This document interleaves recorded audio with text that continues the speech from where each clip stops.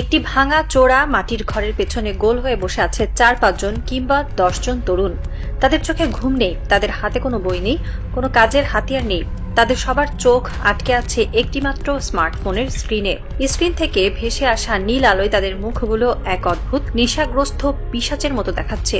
তারা কোনো শিক্ষামূলক ভিডিও দেখছে না, তারা খেলছে এক ভয়ঙ্কর সর্বনাশা খেলা। পাওয়ার ব্যাংক দিয়ে চার্জ দেওয়া একটিমাত্র ডিভাইস, আর সেই ডিভাইসের স্ক্রিনে চলছে অনলাইন জুয়া বা বেটিং। 10 টাকা, 20 টাকা থেকে শুরু করে 1000 টাকার বাজি। এই তরুণরা, যাদের হাতে আগামী দিনের বাংলাদেশের স্টিয়ারিং থাকার কথা ছিল, তারা আজ আক্ষরিক অর্থে এক ডিজিটাল ক্যাসিনোর মরণ ফাঁদে নিজেদের জীবন, ভবিষ্যৎ এবং নীতিনৈতিকতা বিসর্জন দিচ্ছে। এটি কোনো বিচ্ছিন্ন ঘটনা নয়, এটি আজ বাংলাদেশের গ্রাম থেকে গ্রামান্তরে, পাড়া থেকে মহল্লায় ছড়িয়ে পড়া এক ভয়াবহ নিঃশব্দ মহামারীর চিত্র। যেখানে বিদ্যুৎ নেই, সেখানেও আজ ইন্টারনেটের সহজলভ্যতার কারণে এই বেটিং সাইটগুলো ক্যান্সারের মতো ছড়িয়ে পড়েছে। আর এই ভয়ঙ্কর পৈশাচিক মহামারীর পেছনে কাজ করছে এক বিশাল আন্তর্জাতিক এবং অত্যন্ত সুসংগঠিত মাফিয়া সিন্ডিকেট। কিন্তু এই সিন্ডিকেটের সবচেয়ে বড় পোস্টার বয় বা প্রমোটার কে সেই মানুষ যার এক ইশারায়, যার একটি ভিডিও বার্তায় এই লাখ লাখ তরুণ নিজেদের সর্বস্ব খুইয়ে মরণ নেশায় মেতে উঠছে? তার পরিচয় জানলে আপনি শুধু চমকে উঠবেন না, আপনার মেরুদণ্ড দিয়ে এক হিমশীতল ঘৃণার স্রোত বয়ে যাবে। অপরাধ জগতের একটি পুরনো ব্যাকরণ আছে। কোনো অবৈধ জিনিসকে যদি সমাজে বৈধ বা আকর্ষণীয় করে তুলতে হয়, তবে সমাজের সবচেয়ে জনপ্রিয় মুখগুলোকে ব্যবহার করতে হয়। অনলাইন জুয়া, গ্যাম্বলিং বা বেটিং সাইটগুলো যখন বাংলাদেশে তাদের জাল বিস্তার করতে শুরু করলো, তখন তারা প্রথমে ব্যবহার করেছিল থার্ড রেটেড, ফোর্থ গ্রেডেড কিছু তথাকথিত উঠতি নায়ক নায়িকা বা গায়ক গায়িকাদের। কিন্তু এই মাফিয়ারা খুব ভালো করে জানতো, এদের দিয়ে হয়তো কিছু মানুষকে আকৃষ্ট করা যাবে, কিন্তু পুরো জাতিকে এই জুয়ার টেবিলে বসাতে হলে এমন একজনকে দরকার যাকে পুরো দেশ অন্ধের মতো ভালোবাসে। আর ঠিক সেই চরম ঘৃণ্য কাজের জন্য তারা বেছে নিল বাংলাদেশের ইতিহাসের সবচেয়ে বড়, সবচেয়ে উজ্জ্বল এবং সবচেয়ে জনপ্রিয় স্পোর্টস আইকনকে। গ্লোবাল ইন্ডেক্সে যিনি একসময় বিশ্বসেরা অলরাউন্ডার হিসেবে রাজত্ব করেছেন, তার নাম সাকিব আল হাসান। হ্যাঁ, ঠিকই শুনেছেন। যে মানুষটিকে আল্লাহ 2 হাত ভরে সবকিছু দিয়েছিলেন, অর্থ, যশ, খ্যাতি, সম্মান, একটি অত্যন্ত প্রান্তিক অভাবী পরিবারের ছেলে থেকে উঠে এসে যিনি নিজের প্রতিভার জোরে বাংলাদেশের অন্যতম ধনী ব্যক্তিত্বে পরিণত হয়েছিলেন। কেউ কেউ বলেন তিনি শত শত কোটি টাকার মালিক, আবার কারো মতে তিনি হাজার হাজার কোটি টাকার সাম্রাজ্য গড়ে তুলেছেন। তার তো অর্থের কোনো ঘাটতি ছিল না, তার তো খ্যাতির কোনো কমতি ছিল না। তাহলে কেন তিনি এই জঘন্য, সমাজ বিধ্বংসী এবং লাম্পট্যপূর্ণ অনৈতিক কাজের সাথে নিজেকে জড়ালেন? কারণ আল্লাহ তাকে সবকিছু দিলেও একটি জিনিস হয়তো দেননি, মনুষ্যত্ব। আজ তিনি কোথায়? 5 আগস্টের ছাত্র জনতার রক্তস্নাত গণ অভ্যুত্থানের পর স্বৈরাচারী আওয়ামী লীগের এই সাবেক এমপি আজ দেশ ছাড়া। তিনি একজন পলাতক নেতা, কিন্তু তার এই পলায়ন তাকে তার অনৈতিক কাজ থেকে নিবৃত্ত করতে পারেনি। সম্প্রতি তাকে দেখা গেছে শ্রীলঙ্কার প্রিমিয়ার লিগে একটি ক্লাবের হয়ে খেলতে। আর সেখানেও তিনি কি করেছেন? তিনি কোড নাম্বার সহ একটি বেটিং বা জুয়ার সাইটের জার্সি গায়ে জড়িয়ে মাঠে নেমেছেন। শুধু তাই নয়, তিনি ভিডিও বার্তা দিয়ে বাংলাদেশের তরুণদের সেই জুয়ার সাইটে টাকা ওড়ানোর জন্য প্ররোচিত করছেন। এটি একটি স্বাধীন জাতির জন্য, একটি সভ্য সমাজের জন্য কতটা লজ্জাজনক এবং অবমাননাকর হতে পারে তা ভাষায় প্রকাশ করার মতো নয়। এখানে একটি অত্যন্ত স্পর্শকাতর এবং রাজনৈতিক মনস্তত্ত্বের বিষয় পরিষ্কার করা দরকার। জুলাই আগস্টে সেই রক্তাক্ত দিনগুলোতে যখন হাজার হাজার ছাত্র জনতা রাজপথে প্রাণ দিচ্ছিল, তখন সাকিব আল হাসান বা মাশরাফি বিন মুর্তজার মতো খেলোয়াড়দের বিরুদ্ধে মিরপুর, যাত্রাবাড়ি সহ বিভিন্ন জায়গায় হত্যা মামলা দায়ের করা হয়েছিল।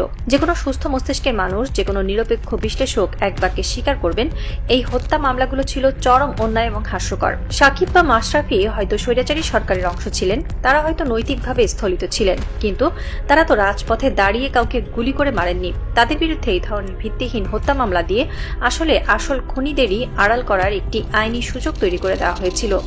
কিন্তু এর মানে এই নয় যে সাকিব আল হাসান কোনো দুধে ধোয়া তুলসী পাতা। তার আসল অপরাধ, তার সবচেয়ে বড় এবং ভয়ঙ্কর অপরাধগুলো লুকিয়ে আছে হোয়াইট কালার ক্রাইম বা শ্বেত শুভ্র দুর্নীতির অন্ধকার জগতে। তার বিরুদ্ধে শেয়ার বাজার ফিক্সিং এর সুনির্দিষ্ট অভিযোগ রয়েছে। ফেক বা ভুয়া কোম্পানি খুলে শেয়ার বাজার থেকে সাধারণ বিনিয়োগকারীদের কোটি কোটি টাকা লুটে নেওয়ার অভিযোগে দুর্নীতি দমন কমিশন একাধিকবার তদন্ত করেছে। এর বাইরে তার সম্পৃক্ততা রয়েছে দুবাইয়ের গোল্ড বিজনেসের অন্ধকার জগতে। আরব খানের মতো একজন পলাতক খুনের মামলার আসামির সোনার দোকান উদ্বোধন করতে তিনি দুবাই উড়ে গিয়েছিলেন। তিনি জানতেন আরব খান কে, তারপরও তিনি সেখানে গেছেন। আর এখন এই ম্যাচ ফিক্সিং, বেটিং এবং অনলাইন জুয়া সবকিছুর সাথে তিনি আষ্টে পৃষ্ঠে জড়িত। নৈতিকতার মাপকাঠিতে যদি তাকে মাপা হয় তবে তিনি হলেন মোস্ট মোরালি করাপ্ট বা সবচেয়ে নীতিভ্রষ্ট একজন মানুষ। আর তার এই নীতিভ্রষ্টতার চরম মূল্য আজ চোকাচ্ছে এদেশের লাখ লাখ তরুণ।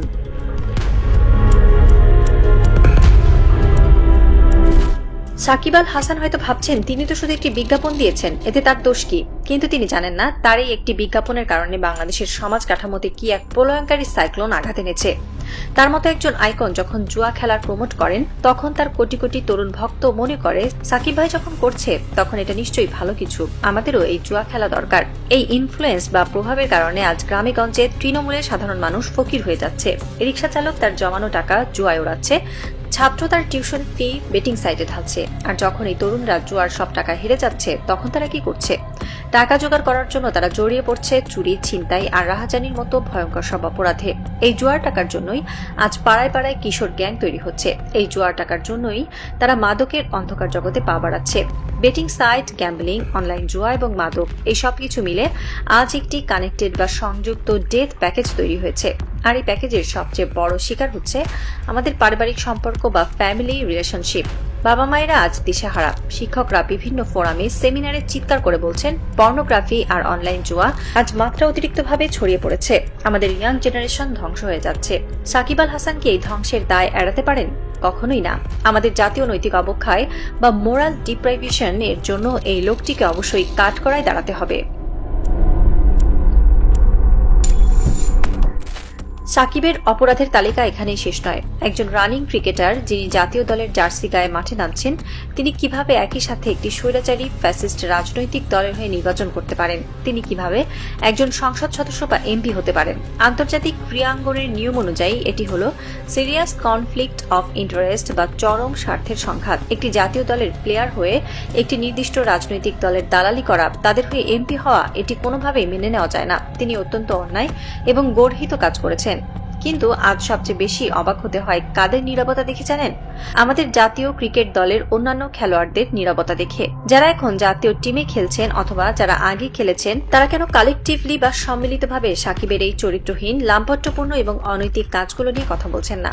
তার ক্রিকেটের যে স্পেশালিটি বা জাদুকরী ক্ষমতা, সেটা নিয়ে অন্য আলোচনা হতে পারে। তিনি অত্যন্ত ভালো আন্তর্জাতিক মানের ক্রিকেটার, এই বিষয়ে কারো কোনো সন্দেহ নেই। কিন্তু তার ওই বা পায়ের বা বা হাতের জাদুর চেয়ে কি একটি জাতির নৈতিকতা বেশি গুরুত্বপূর্ণ নয়? তার ওই ব্যক্তিগত রেকর্ডের চেয়ে কি আমাদের লাখ লাখ তরুণের ভবিষ্যৎ বেশি দামি নয়? আমাদের সামাজিক, পারিবারিক এবং ধর্মীয় মূল্যবোধ নষ্ট করার জন্য, তরুণদের বিপদগামী করার জন্য সাকিবের বিরুদ্ধে আজ ড্রেসিং রুম থেকে শুরু করে ক্রিকেট বোর্ড পর্যন্ত সবার সম্মিলিতভাবে আওয়াজ তোলা উচিত। এই নীরবতা এক ধরনের পরোক্ষ সমর্থন, যা কোনোভাবেই কাম্য নয়।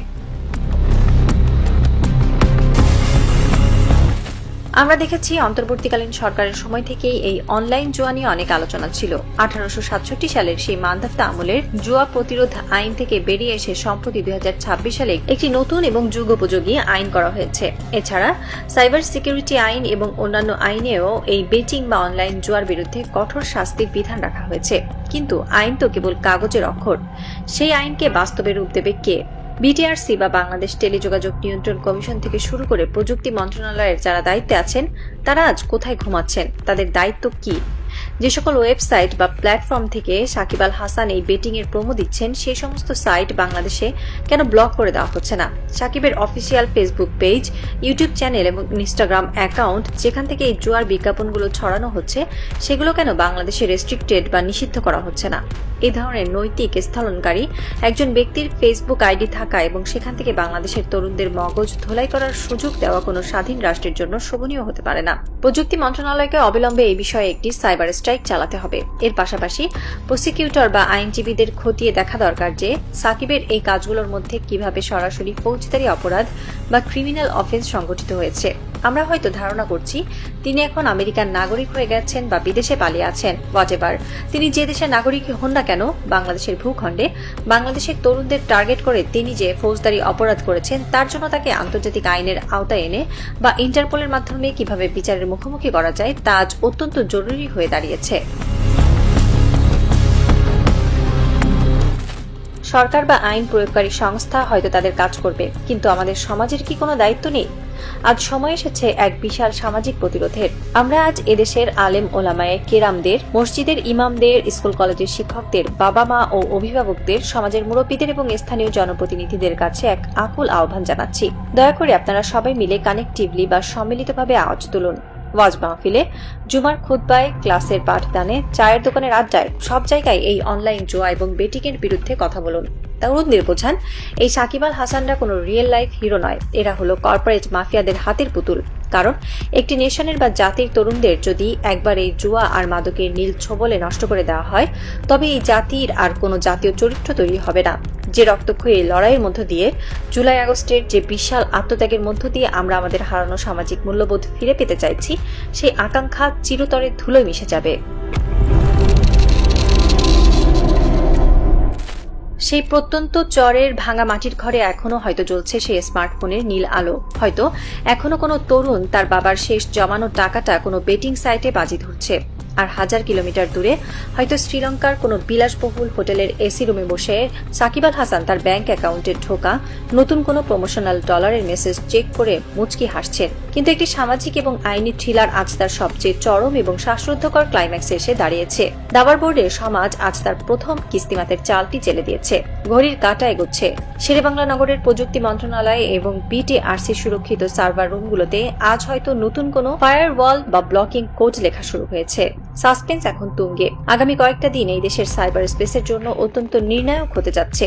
বিটিআরসি কি সত্যিই সাকিবের ওই বিষাক্ত পেজগুলো ব্লক করে দিতে পারবে? রাষ্ট্র কি পারবে এই ডিজিটাল ক্যাসিনোর মরণফাঁদ থেকে তার ভবিষ্যৎ প্রজন্মকে ছিনিয়ে আনতে? নাকি সাকিবের মতো গ্লোবাল আইকনদের এই লাম্পট্য পণ্য এভাবেই আমাদের তরুণদের গিলে খেতে থাকবে? অপেক্ষা কেবল সেই চূড়ান্ত সাইবার বিস্ফোরণের।